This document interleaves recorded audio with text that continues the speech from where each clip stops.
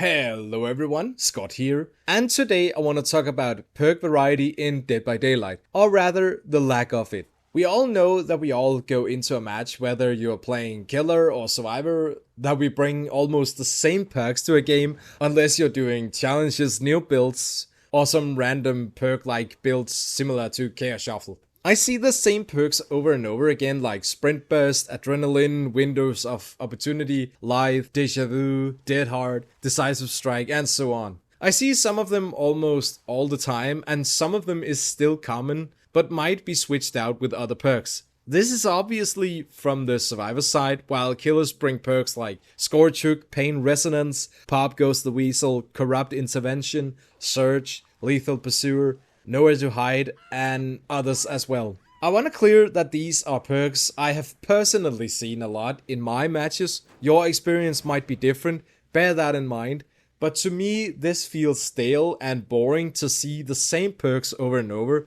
But is it a problem? Not really, as it's easy to understand why the same perks is overused, and this is obviously due to the fact that these are meta perks. And we all know that things in games that are meta gets used a lot due to the strength and value you can get from them. Meta perks and equipment is changing over time as soon as new updates with changes to the meta perks, or when other perks gets buffed a bit too much so they overtake the spots as meta perks. That's just the cycle of balancing in gaming. Can you blame players for using meta perks and equipment? Definitely not, as it is game mechanics and people want to win, so they bring stuff with them they know is going to give them an advantage against others. It is inevitable. Can we, however, do something to change this? Maybe, but it will have an impact on gameplay and many players might be pissed about the changes, but there are some ideas that comes to mind.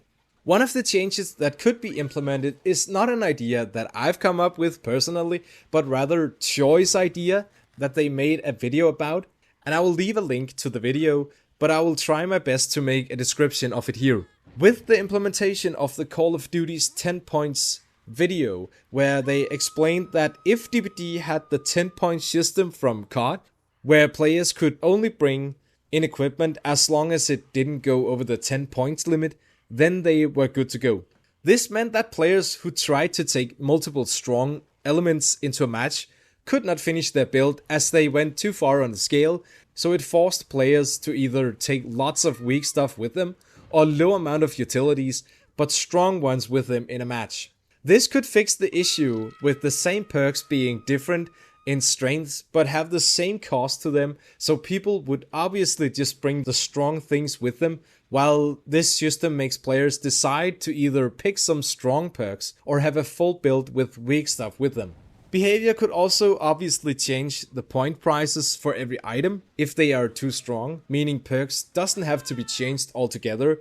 If they come up with an idea and it's too weak or maybe it's too strong, then they could just change the price of the perk basically to avoid killing creativity. So yeah, with stuff while just changing the prices to balance things out.